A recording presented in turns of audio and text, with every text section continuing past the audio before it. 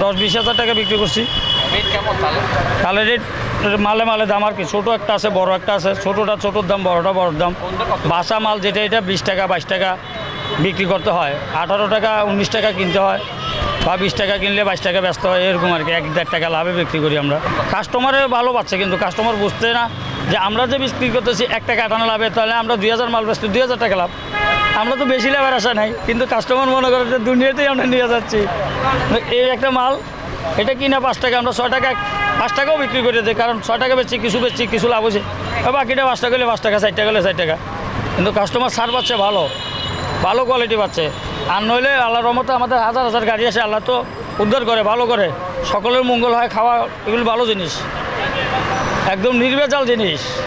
তাহলে আপনারা খুশি ব্যবসা করে? অবশ্যই খুশি, আল্লাহর রহমত। লাভ কম বেশি আল্লাহ, যার লসও আছে। ওদিনকে এক গাড়ি মাল লছি 16,000 টাকা লোকসান গেছে আমার।